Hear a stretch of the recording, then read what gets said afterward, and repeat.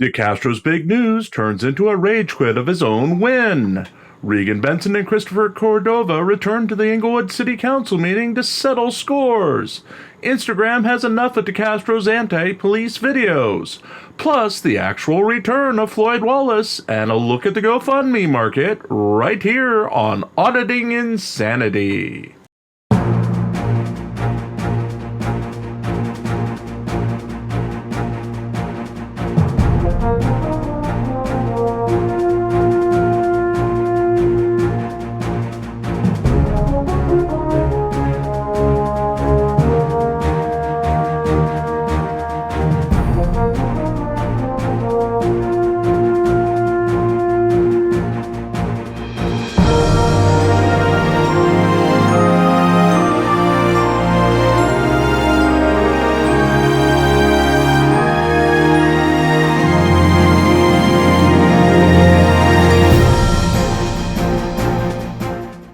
Good evening and welcome to another edition of the Auditing Insanity Newscast. I'm Jim Finch and I'll be your host for four big stories on Jose Chile DeCastro, Regan Benson, Denver Metro audits, and Floyd Wallace. We're seriously running on a deadline tonight, so we'll ask you to focus on...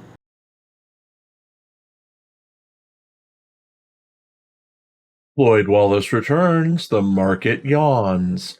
Market darling Floyd Wallace returned to live streaming on Monday with an apparent direct response to our recent coverage of his disappearance, calling recent news on him the work of a troll channel and updating his fans with his current situation, which had no effect on the GoFundMe market at all.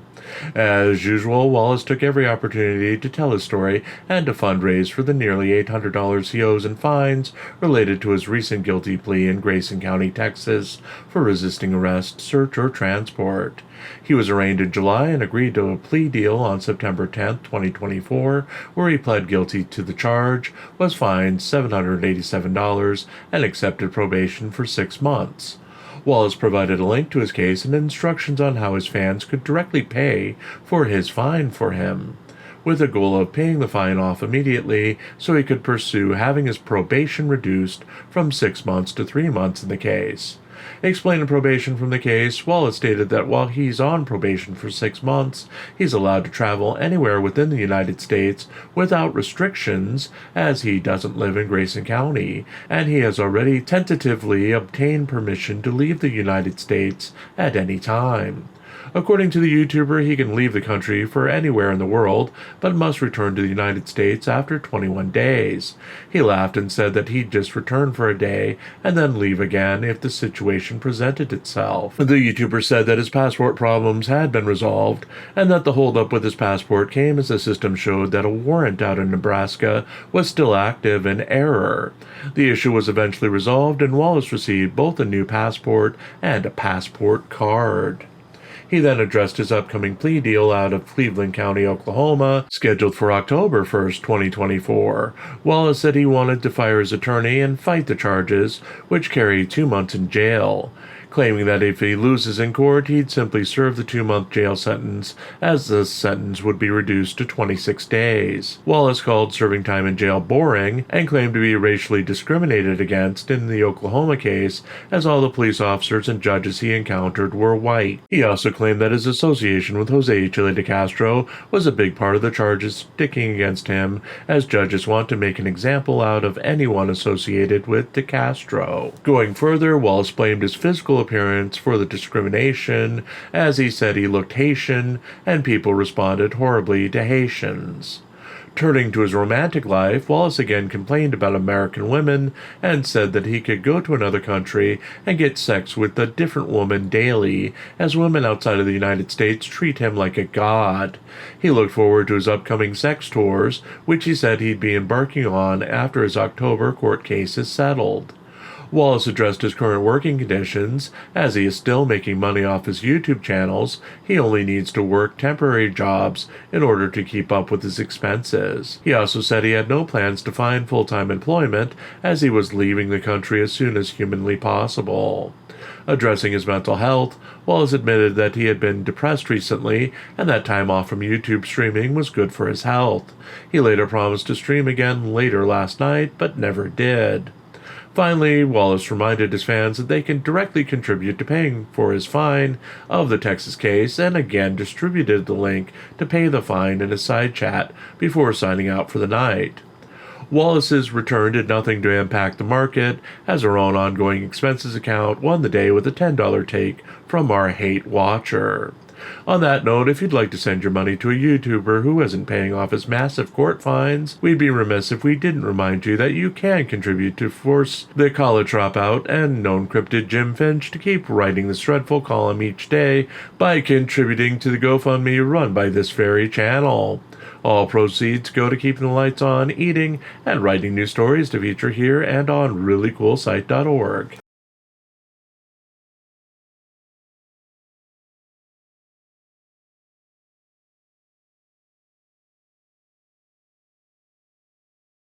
Chili DeCastro loses Instagram account. Jose Chili DeCastro made the stunning announcement on his YouTube channel Monday night that his hugely popular Instagram account had been deleted by the service for violating their guidelines by posting anti-police videos. DeCastro's propaganda videos, designed to sell his 5A cop card and indestructible trifold products, have gotten the YouTuber in trouble before, with multiple accounts on TikTok and other services either being suspended or being removed entirely from this service. The hate-filled messages typically call police officers demons and accuse officers of various perceived indiscretions based on DeCastro's own previous encounters with police officers. DeCastro had been known to tailor his message to attack police on real or imagined slights he felt happened during his most recent rendezvous with officers. A recent encounter with police in Las Vegas, for example, was labeled "Undercover Cops Terrorizing Americans," yet featured a brief, mostly positive encounter with police officers. DeCastro's slight that caused the headline? One of the police officers was driving an unmarked vehicle. It was referenced for an entire second in the video itself, with DeCastro asking, "Is that an undercover?" before going into a lengthy pitch for his products, while holding the camera in an over-exaggerated forced perspective angle to make himself look taller. Monday's broadcast was more of the same, with his subject of North Florida Deputy Zach Wester, who was sentenced to 12.5 years in prison for planting meth on innocent drivers back in 2022. A settlement between the Jackson County Sheriff's Office and the defendants in the cases handled by Zach Wester resulted in the dismissal of most of the convictions Wester was involved in and unspecified financial payouts to the victims of Wester. DeCastro later prank called the Jackson County Sheriff's Office in order to inquire if Wester's family was still employed by the police in Florida. The dispatcher he talked to seemed confused, as she had only heard that Wester's father had been a police officer. She quickly transferred DeCastro to voicemail of another unit to handle his inquiries. The YouTuber addressed what he claimed to be growing shipping problems with his merchandise line, stating that he was now going to be selling his indestructible trifolds in packs of 2 for $20 with $10 shipping. He will only be shipping via certified mail, as he was tired of problems regular shipping and handling had caused him. DeCastro scheduled a live stream for Tuesday afternoon entitled Big News. Will provide continuing coverage of his big news as he announces it.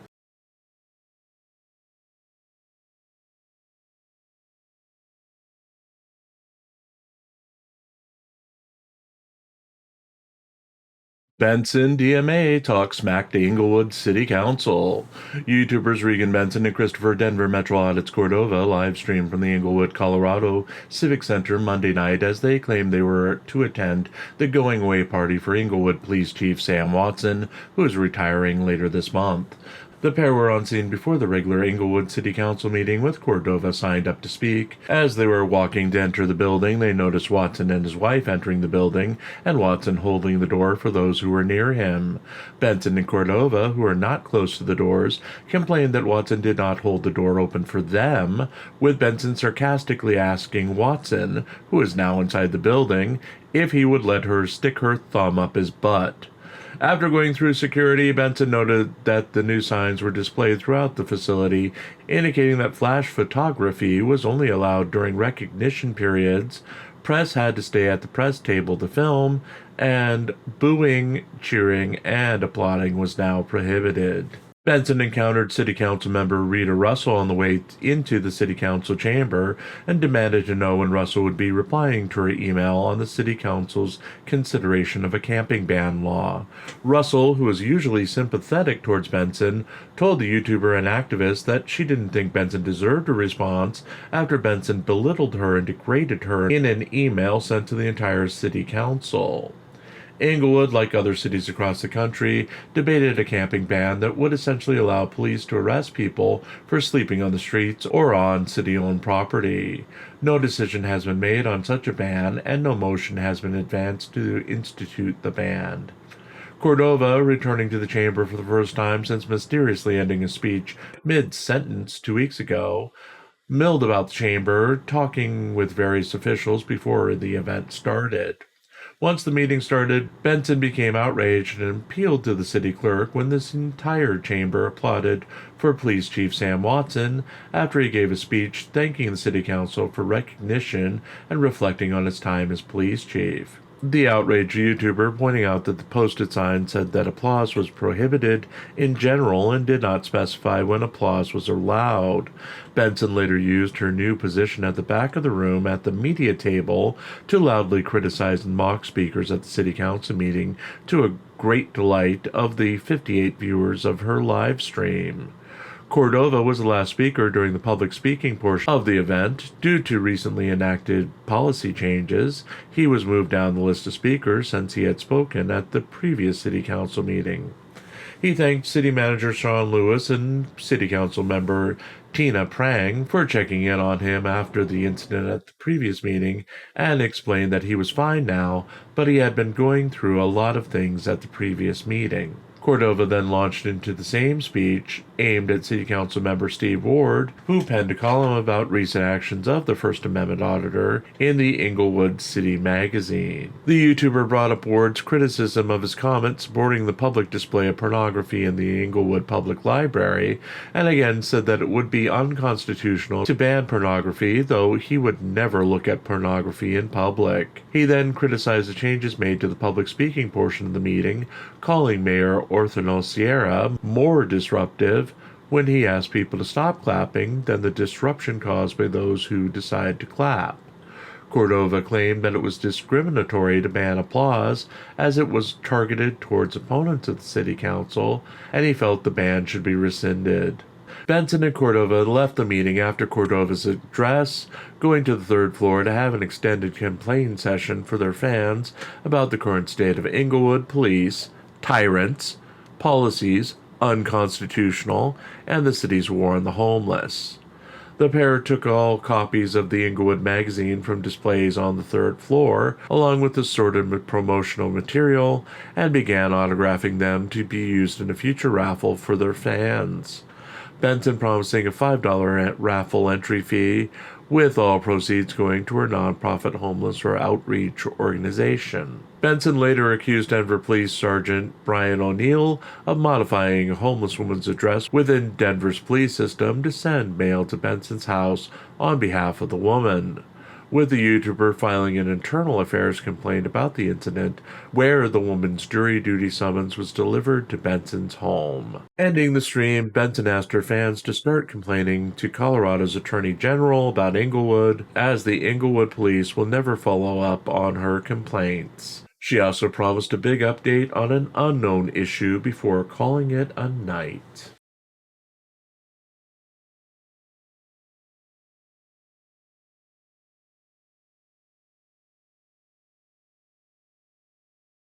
DeCastro rage quits reading of own win over LMVPD. Jose Chile DeCastro announced on his Tuesday afternoon livestream that he had won over the Las Vegas Metro Police Department in his lawsuit and will be going above the current judge and taking the case to circuit court before asking his chat to brigade the judge in the case for lying about him in a recent ruling. DeCastro read Judge Andrew P. Gordon's recent 51-page ruling on his latest live stream, criticizing Gordon's description of the traffic stop that led to DeCastro's arrest in March of 2023. The YouTuber accused the judge of bias from the description and became visibly irritated by that alleged bias, screaming at his fans that the judge should have called the commands by police illegal commands and that he should have thrown out both qualified immunity for the officers and probable cause in the case, comparing Gordon to the unprincipled Justice of the Peace Ann Zimmerman, who found him guilty of the charges from the incident in Nevada State Court before her ruling was ultimately overturned by an appeals court. The YouTuber promised to get Gordon's name and investigate Gordon's bias against him. DeCastro also claimed that Gordon left out accusations by DeCastro that Officer Jesse Sandoval went under the cameras and punched him squarely in the testicles. He disputed Judge Gordon's account of the incident, rage quitting the reading when DeCastro misread Gordon's account of the arrest when he claimed Gordon said he was walking around instead of moving around. Still enraged, DeCastro also threatened Judge Gordon with a mass petition, claiming that his thousands of viewers will petition the judge to call him a lying tyrant. He also accused Gordon of having a sock account to watch DeCastro's videos, and that Gordon was currently watching the video before distributing Gordon's mailing address and asking his viewers to petition Gordon directly. At one point, DeCastro attempted to call Judge Gordon directly, mistakenly getting the district court instead of the federal court.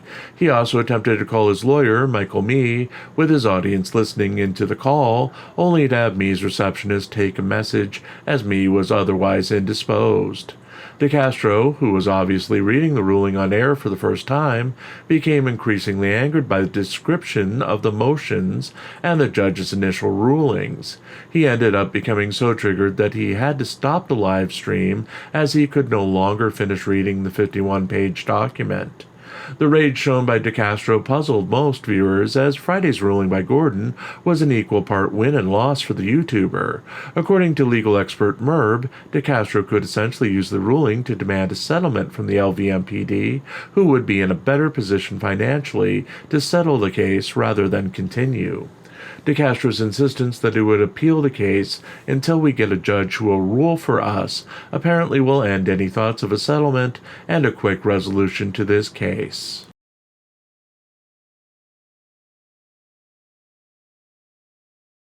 And we're back. What a day it was with news. With so many extended stories going on, we don't even know where to start. Just a quick note that we are starting to hold mini watch parties in the afternoons on my Discord server.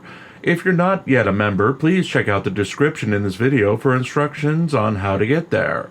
It was nice hanging out with folks today in my voice chat, and to watch Chili's unhinged moments and actually laugh as part of a group, and not just addressing people from the sky.